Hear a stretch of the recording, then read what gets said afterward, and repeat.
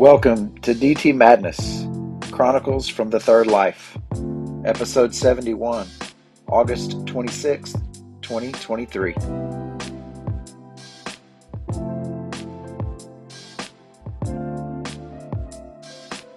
So glad you could make it.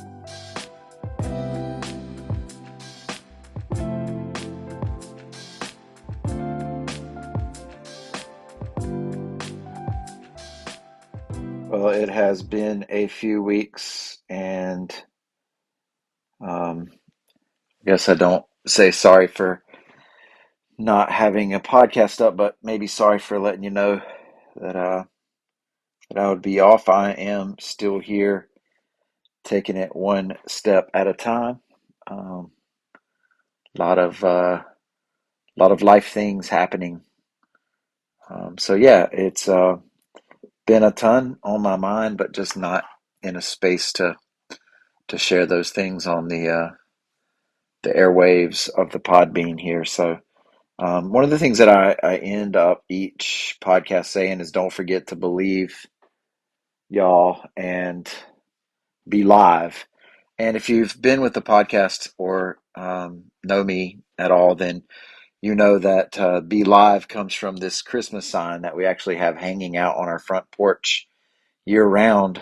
I don't know, it's been maybe 2, 3 years or so now that as I was walking by a Christmas tree lot, there was a lady that was selling her wares, Christmas wares out. And she had some signs, wooden signs with the little wooden cutout letters attached to it. This one is a black background with red letters, and it is supposed to say believe, Christmas time type stuff. It originally had a bow and all that good stuff, maybe even some little snowmen or some other type stickers on there. But it doesn't say believe. The second E is missing, and so it says be live. And I had to have it because that's real, like be live, live right now. This is it. Um, I tried to get a discount. I didn't try very hard. I tried in my way, mine and Matthew's Fraser's way of actually I'll pay you more if you want, and so I did. I got it, and it's still hanging, and it reminds us to live right now, to be live, and so that's something that we're really working on. If you can, like if you have the space to do it right now, if you can take your pinch fingers, your forefinger and your thumb on both sides, and like put them together like you're trying to pull a thread apart, like you're trying to grab this tiny thing with those four fingers, your two pointers and your two thumbs, and pull apart from each other, and we'll come back to that here in just a second. But first, a few things, just a couple of updates. Um, I think I mentioned this before, but I'm a Wordle guy now. Um, I tend to start with the word ratio. Sometimes I'll go with radio, and I do play on hard mode because that's the only way. And I got a pretty good streak going. I got it on three today, and I think it gave me a splendid. And I do really like it when Wordle is proud of me. That makes me glad.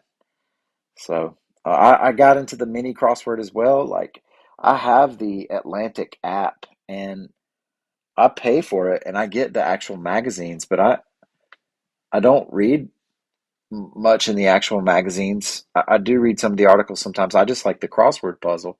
There isn't one on Saturday, which always makes me sad. But the mini crossword is fun because it's you try to beat a time.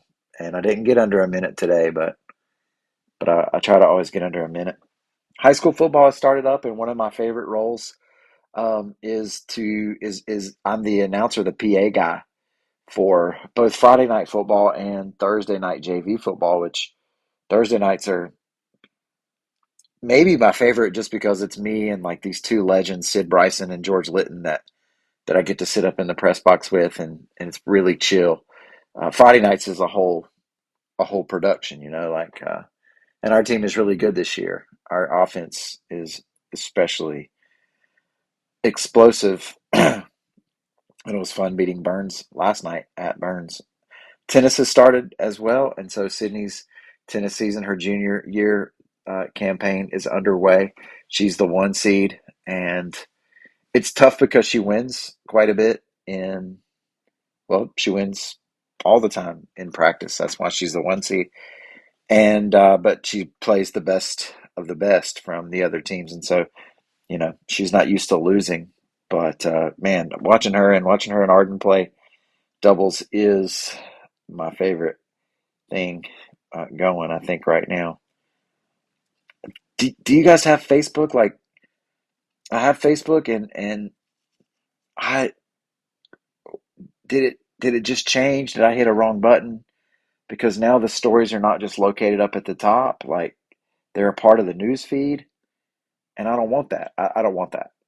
And I've muted some, but everybody's stories are just now popping up at the top, and I don't want that. And I've Googled like how to make that stop, and I can't seem to find how that works. So if you know how to make that stop, I just want your posts. That's what I want. I don't want to look at stories. If I'm gonna look at stories, I'll go to Instagram. So mm, yeah, y'all help me out. I'm a latte guy now. Um, Hannah's brought back the pumpkin spice early, and I did go with that a couple of times. I've tried out like the vanilla and caramel squirts, like the syrups, and that's what's up. And I've gone to the large, like the triple shot latte, and wow, like it really gets me going. And I don't know. I guess there's all the calories. I don't care about milk. Milk is fine. But like, I don't know what kind of calories those syrups have. I definitely got to get back. I mean, I've been walking a million, I've had 10,000 steps every day because I'm up teaching and walking around. And so I feel good about my activity level. I definitely got to keep working off these lattes though, but they really are good. The iced ones. Usually I'm just a Hollywood black coffee guy. But when it's a billion outside, I don't know. Isaac is taking an art class now, and his first period is painting.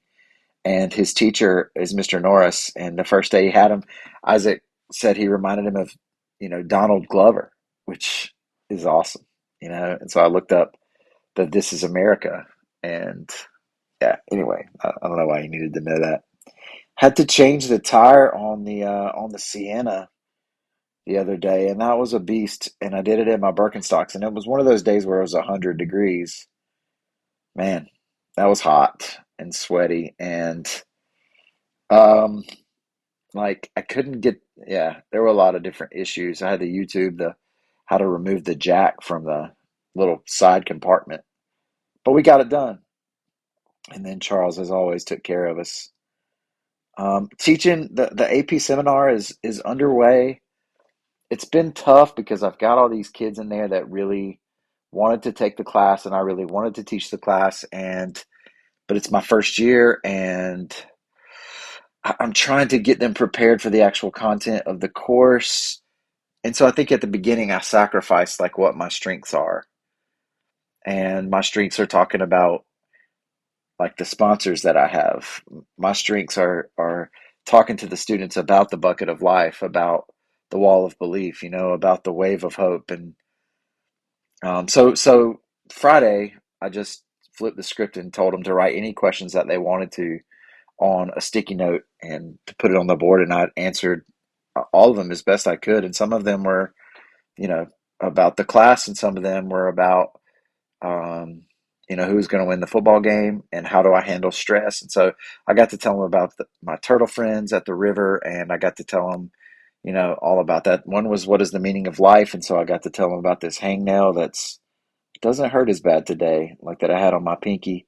You get one of those and you pull it out, but then it's like it was obviously infected or something up underneath, and then you just have to push it a bunch because it hurts. And why do I do that? Because when I do it, it hurts, and that doesn't make sense. But I got to ramble on like I do here, because the madness I think is my strength, and so I'm looking forward to now flipping the class upside down and using what I do on a daily basis to now figure out how to draw that content into it. So one of the questions they asked me was, "What is my favorite book?" And I think I'm just going to have to come up with a long list and put it up there and say that was my favorite book. I'm still reading through Rumi. I'm almost to the end. I got the collection, um, and it's just good. And one of the things that Rumi writes is, now is the time to unite the soul and the world. Now is the time to see the sunlight dancing as one with the shadows. And so I mean, getting into a little bit of where my mind has been is where my mind has been is I could say that last night my good friend, his dad Terry, um, I've known Terry for almost all my life. Me and Jeremy have been friends since at least third grade. Played little league ball together. Went to school together. Have done time since together, and now he's the principal and I'm the mayor, and that's pretty cool. And but Terry came up to me at the football game last night, and he asked me how my dad was doing, and we are kind of at that point now where it's all I could say was it's any day now. And Terry he's very compassionate about the subject, and he just kind of grabbed me on the shoulder and told me that I'd had a good dad in the time that I've had with him, and that he sure was proud of me, you know, and that the world, that the folks around just thought a lot of my dad, and it was just good to hear. It's been really good. I think that I put things, pictures and whatever of my dad on Facebook. I think I do that selfishly so that I can see what other people think of him, just to make sure that they think of him like I do, and that seems to be the case, even more so.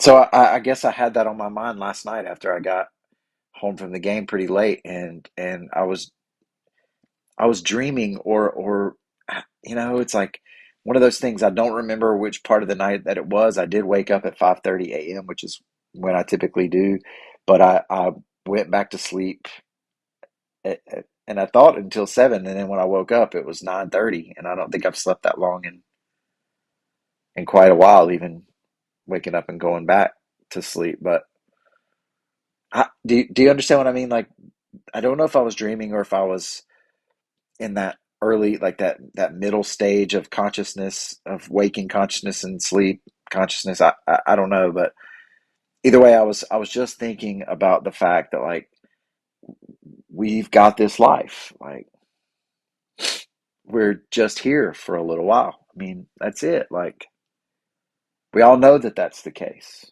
I'm not breaking any ground here, but that is the case.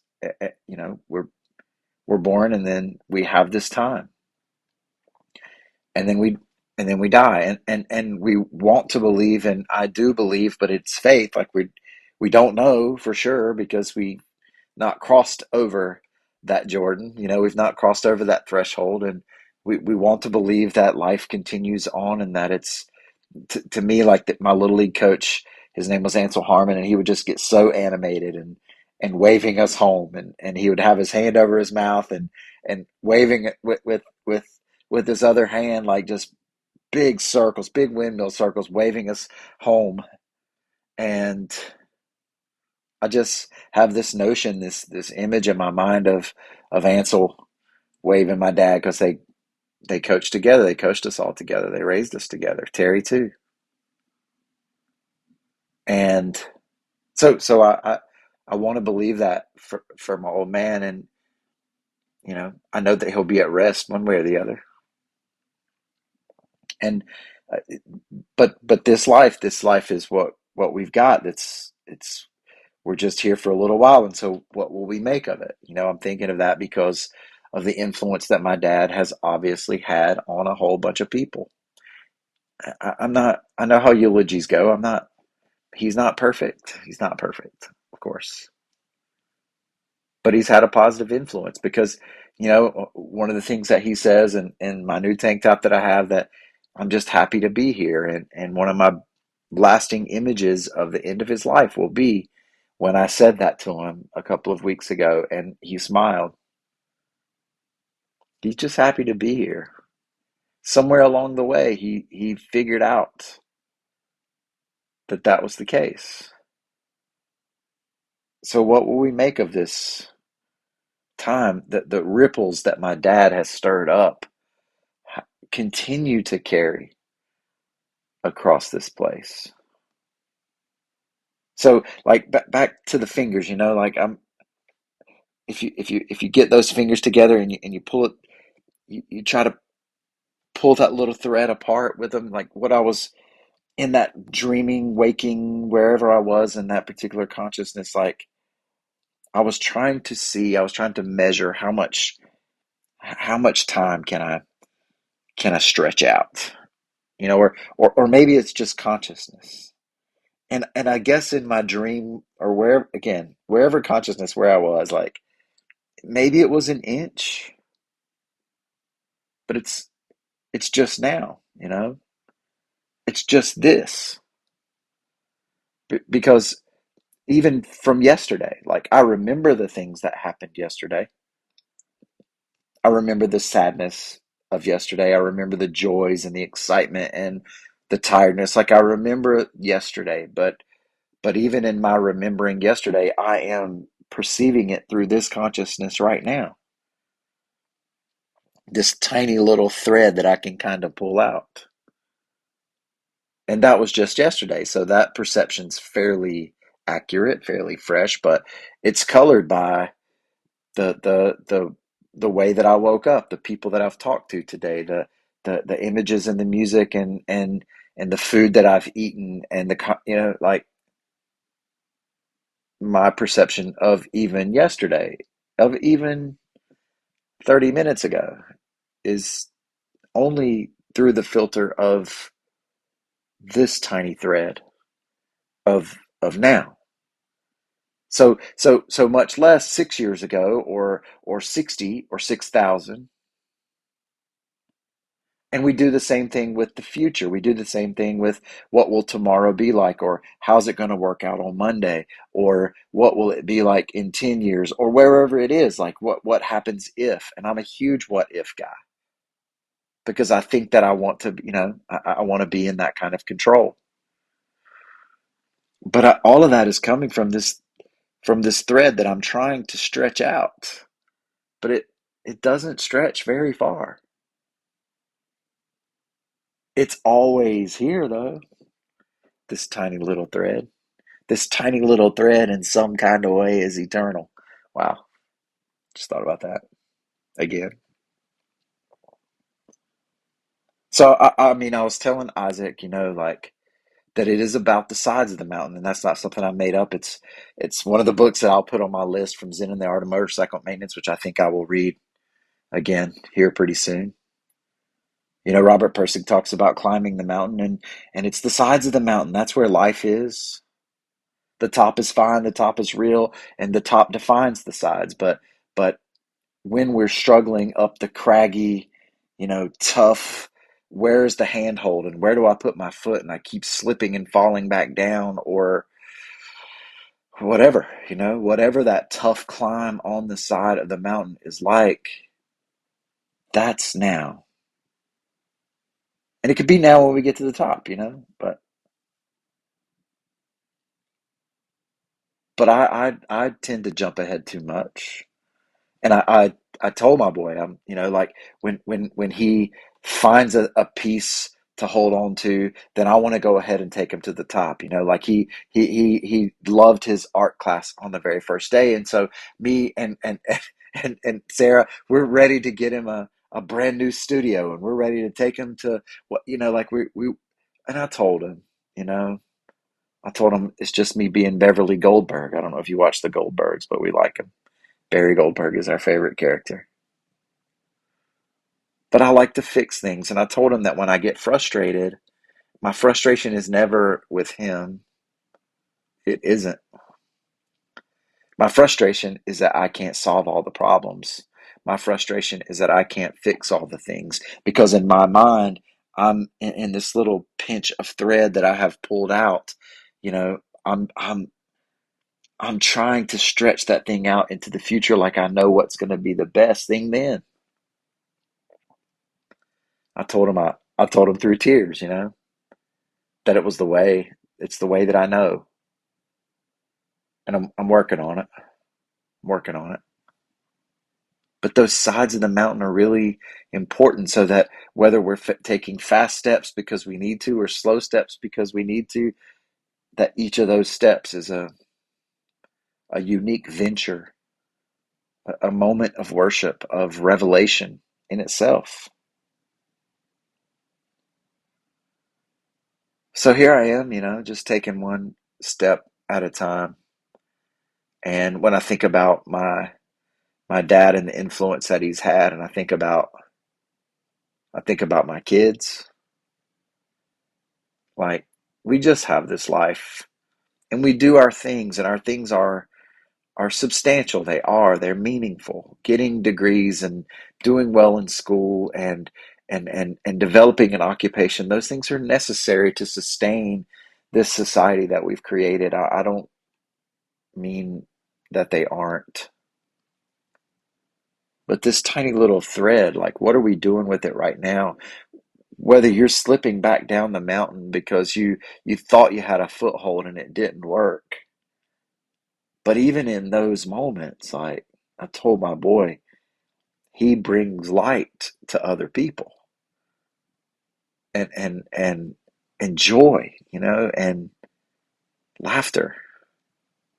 He's looking out for his boys and after me and his mom and after his brother and his sister, like he's being creative and thoughtful and reflective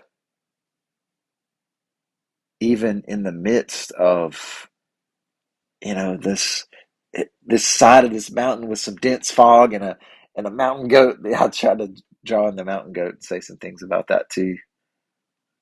I don't know what the mountain goat was doing. Somehow blocking our path, I think. Because it's life. Because if we're gonna be live, then we gotta be live through all that. It isn't just about the mountaintop. So here I am just trying to stretch out this thread, but really recognizing that this is it. Just this. And that life, this consciousness is its majesty. It's magic and glory. It's all the things. And so what will we do with it? What will we make of it?